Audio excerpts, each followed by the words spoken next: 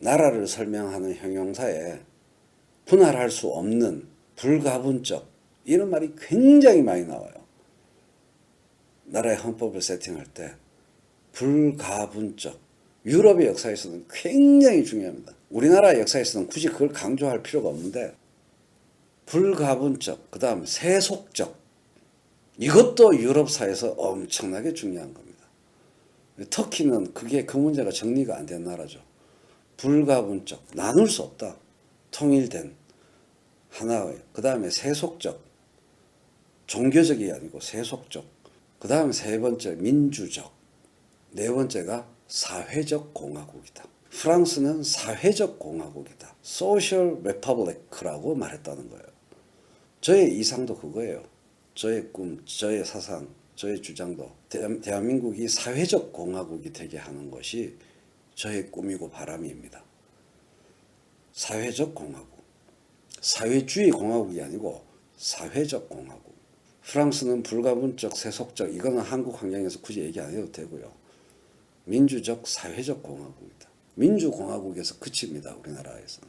프랑스어는 형용사가 뒤에 가니까 뭐 레publique sociale겠죠.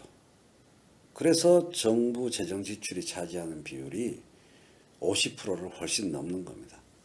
국가는 모두 사회인데 그거는요. 사회적이라는 번역어에 대한 이해도가 떨어져서 하는 얘기예요. 국가는 모두 사회인데. 소시알이라는 말의 어감을 프랑스 사람, 독일 사람, 영국 사람이 느끼는 거랑 한국 사람이 느끼는 거 완전히 달라요. 사회적이라는 말이 사실은 되게 이상한 말이에요. 조선시대에 없었던 말이기 때문에 가슴으로, 한국 사람들이 가슴으로 쓰는 말이 아니에요. 사회적이란, 소셜이라는 말을. 서구 애들은 사회적이라는 말 안에서 확 느끼는데 우리는 잘 못 느껴요. 그러니까 우리의 역사와 함께하는 언어가 아니라는 거예요.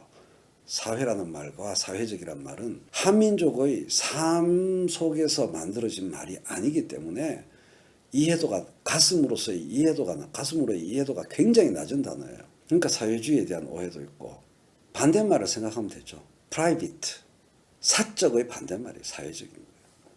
간단한 예를 들어 드릴게요.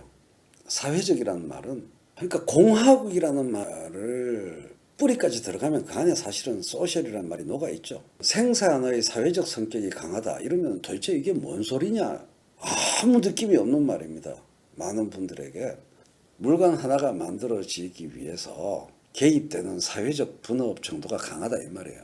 물건 하나가 만들어지기 위해서 옛날에는 시골에서 예를 들어 집신을 만들 때 생산의 사회적 성격이 강한가요?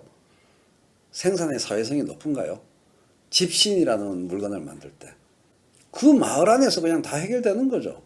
그거는 생산의 사회성이 무지하게 낮은 겁니다. 거의 없는 거예요. 아주 낮죠. 생산의 사회성이 아주 낮죠. 개입한 사람이, 개입한 분업이 혼자 다 하잖아요. 혼자 만들어서 혼자 다 신죠. 딴 동네 사람, 딴 동네에 의존할 필요가 없죠. 자, 그런데 제가 들고 있는 이 애플 펜슬은, 요거는요, 애플 펜슬의 사회성은 어느 정도일까요? 완전히 수많은 사람들의 다양한 종류의 기술과 인간과 유통과 나라가 개입되어서 이게 나온 거죠. 사회 전체의 시스템에 빚지고 있는 거죠. 이 애플 펜슬 하나. 그런 것을 사회적 성격이 강하다라고 말하는 겁니다. 생산의 사회적 성격이 강하다. 품앗이는 그 마을 수준의 사회적 성격이고요. 이거는 지구촌 수준의 사회적 성격이잖아요. 그렇죠. 물건의 사회적 성격이 높다라는 것은 생산성, 생산력이 높아졌다는 얘기이기도 합니다. 거의 모든 자본주의적 상품들은 가면 갈수록 생산의 사회적 성격이 증가해요, 안 증가해요? 옛날 물건 만들던 때랑 요즘 물건 만들던 거랑 비교하면은 비교가 안 되죠. 점점 생산의 사회적 성격이 강화되죠. 물품이 생산되기 위해서 사회에 의존하는 정도가 강하다는 거죠. 그런데 나처럼 자본론 잘 설명하는 사람이 없는 것 같아요. 글로벌, 국내라도 마찬가지예요. 국내 안에서도 엄청나게 사회적 성격이 몇백 년 전에 비해서 계속 증가해 왔습니다. 근데 물품만 생각하지 말고요. 아파트값 올라가는 가격 상승도 아파트 프리미엄, 아파트 매각 프리미엄으로 부자가 되었을 때 그 프리미엄의 사회적 성격을 생각해 보라는 거고, 삼성전자가 돈을 벌었을 때 그 기업 전체의 이익의 사회적 성격을 생각해 보라는 거예요. 여기서 사회적 성격이라는 단어를 계속 사회적 성격. 그게 개별 자본으로만 말미암은 거냐고요. 아파트 값의 상승이 아파트 등기 소유자로에게만 말미암은 거냐고요. 거기로부터만 말미암은 거냐고요. 그 가격의 상승이 아니잖아요. 사회 전체가 개입되어 있는 거잖아요. 사회적 성격을 갖고 있는 거죠. 그러므로 기업의 주인은 100% 주주입니까? 주식회사가 법인이 100% 주주들만의 것입니까? 그 기업의 이익은 100% 주주들만의 것입니까? 모든 것이 사회적 성격을 점점점 더 크게 갖고 있다는 거예요. 그러므로 기업의 주인이 주주들의 것이기 때문에 주주들 마음대로 결정할 수 있습니까? 사회의 의견을 들어야 돼요? 안 들어야 돼요? 주식이 없는 노동자의 의견을 들어야 돼요? 안 들어야 돼요? 멀리 갈 것도 없어. 기업 내부만 들여다봐도요. 기업의 의사결정이 순전히 주주들의 판단에서만 100% 의존하냐고요. 당연히 내부 종업원의 의견을 들어야 할 이유가 거기에 있는 겁니다. 그 기업에서 이루어지는 모든 생산활동의 사회적 성격 안에 노동자가 포함되어 있고 국가가 포함되어 있고 지역사회가 포함되어 있기 때문에요. 근데 이거는 최인호가 별나게 얘기하는 게 아니고 전 세계 진보의 기본 사고예요. 전 세계 어느 나라 진보 지식인, 진보 경제학자도 주주 자본주의를 경제민주화의 동의어로 쓰는 곳은 한 군데도 없습니다. 대한민국만 그런 골 때리는 변종 사생아 진보 주장을 진보 경제학이라고 경제민주화라고 떠들고 있는 겁니다. 시민들도 다 그런 줄 알고. 그래서 세계적으로 화두가 되어 있는 ESG에서 여러분이 두 개의 형용사에 대해서 어느 정도 감을 잡는 기회가 된 겁니다. Social S, G, Governance. 기업 거버넌스를 얘기하는 거예요. 기업 거버넌스의 주체가 사회 전체다. 그게 G라는 거버넌스 테마. 주주들만의 배타적인 거버넌스가 아니다는 거예요. 사회 전체의 거버넌스가 개입되어야 한다. 회사의 주인이 주주이기만 한 게 아니라고요. 여기서 생각이 더 확장되면 뱅크 거버넌스가 핵심 과제가 되는 거예요. 민간은행 거버넌스. 그게 지금 시중 5대 민간은행이 과연 누구의 소유인가? 해외 금융자본. 국민이 이해관계자로서 개입하고 있지 못해요. 완전히 거버넌스에서 소외되어 있어요. 그러므로 주주 자본주의 이론이 강화되면 강화될수록 국민이 배제된 은행의, 금융의 해외 금융자본 이익 대변, 그게 강화되는 거죠. 반민족적이기도 합니다. 주주 자본주의는. 외국 금융 주주의 이익에 봉사하도록 그 은행의 경영이 추진된다는 거예요.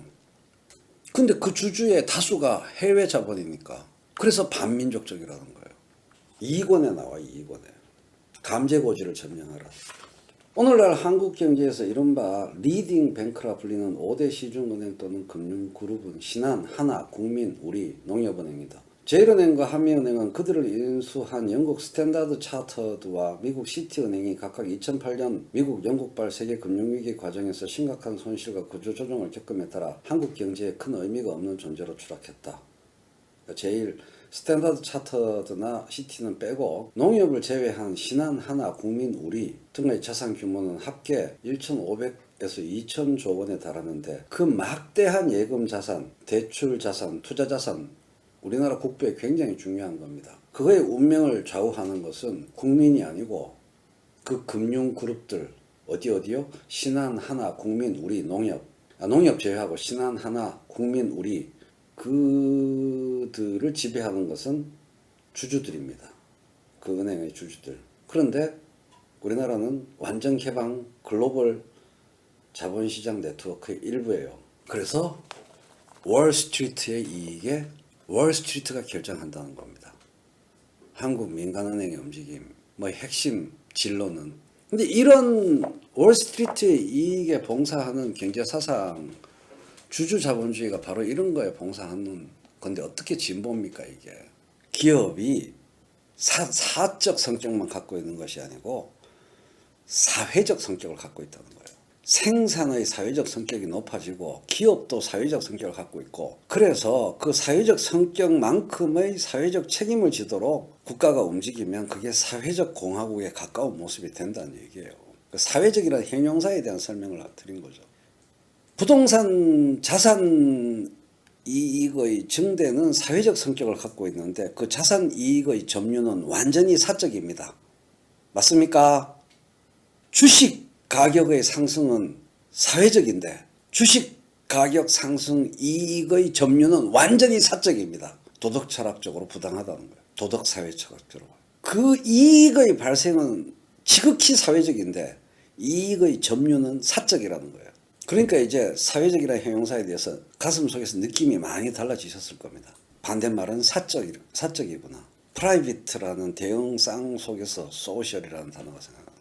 사회적 공화국 했을 때 느낌이 많이 달라지셨죠. 이익 상승은 지극히 사회적인데 이익 점유는 지극히 사적이다. 이게 문제라는 겁니다. 이걸 바로 잡아야 된다. 당연하 얘기를 하는 게 아니에요. 정당하다는 겁니다. 그 사적 이익의 100% 점유를 막아서는 것은 지극히 정당하다는 겁니다.